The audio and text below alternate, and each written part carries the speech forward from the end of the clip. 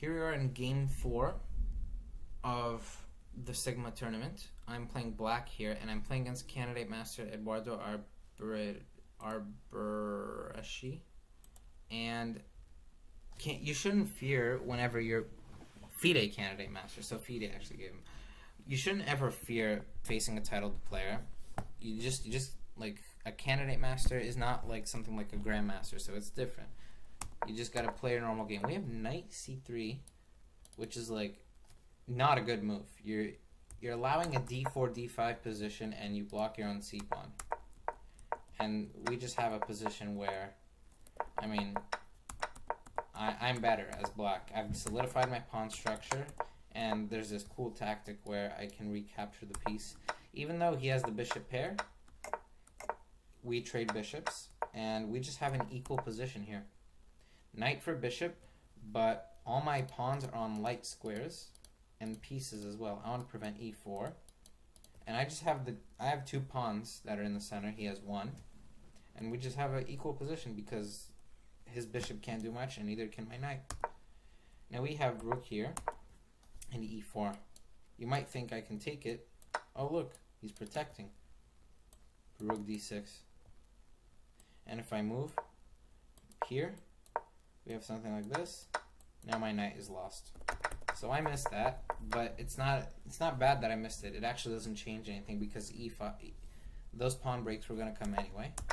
So we have this where I try and maintain a bind on the light squares and use that to my advantage, and maybe use my kingside majority to advance my f pawn and trap the bishop and make sure it never participates in the game.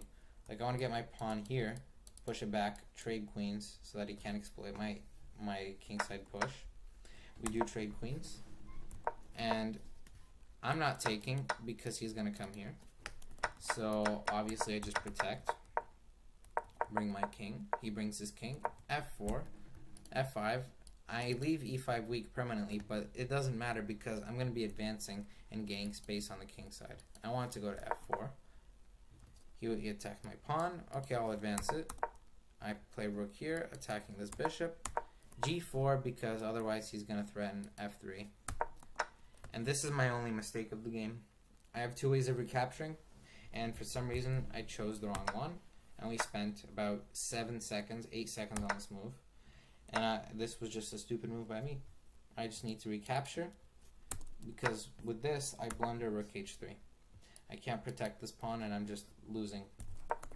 Here I need to take, because the rook can't come to h3, and I can play something like h5, and I have space on the king side. And I could probably, again, use the light squares to my advantage. His king is not very advanced. What's he going to do with the king? And that kingside pawn expansion was the right idea. And obviously he has his piece protected by a pawn, but so do I. So I take with the rook, and I'm like, you know what? I'll just get my king out of the way. King c6, take the bishop, trap his rook, but it doesn't matter because he's up a pawn, and he's just going to win the game. And after this, I just resign, and I lose the game. Literally my only mistake. Such a stupid move. Every other move in this game was perfectly fine. It was relatively equal throughout the whole game, so nothing else to say about it.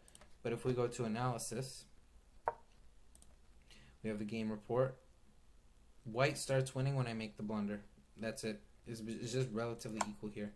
Here we actually have, for some reason, knight d2 could have been a move, because after this, knight takes b7,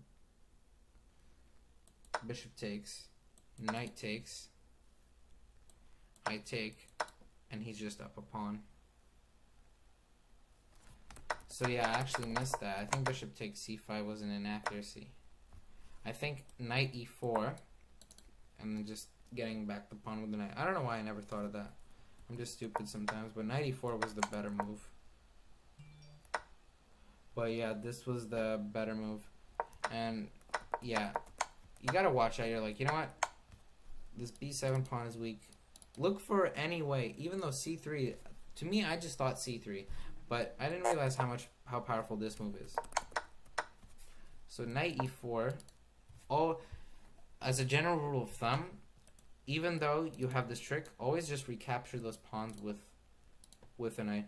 I was actually feared this move. I thought this was like something that to be scared of, but after rook a7, c4, like bishop takes c5, he actually has a good position. I don't know why the engine is like giving him.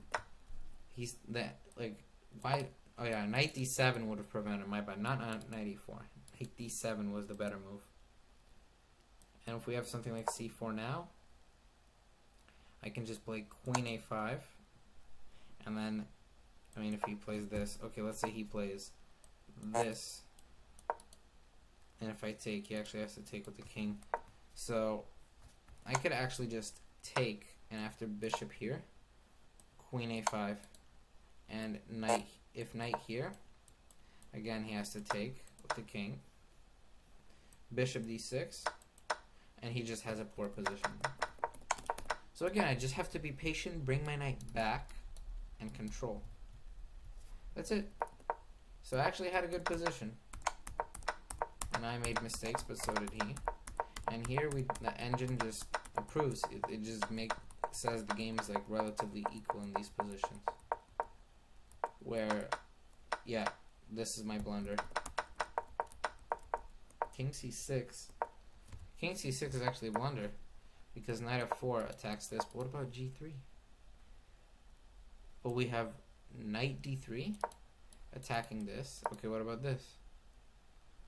Rook e4 threatening this and coming around. Oh, I missed that. So even if you're down a pawn, look for ways to draw. But I mean, we probably just have this. Rook e1 check here. e5 check. King d5 here. Rook a1. I mean, rook b6. King e4? What is this? Oh. Oh. Oh, okay. King g2. Check. King h3. Oh, okay. So we actually have king f1. And don't come here because it's mate. Oh, okay, so I didn't see that. I didn't see that I had made my king active, so actually I missed this. Even when you're down a pawn, you still have to look for ways to draw the game. Wow. I should have just offered to draw in this position. I mean, I would have been fine. But yeah, that's the game. So now, after the 4th round, I won 3 games, lost 1. Let's go on to round 5.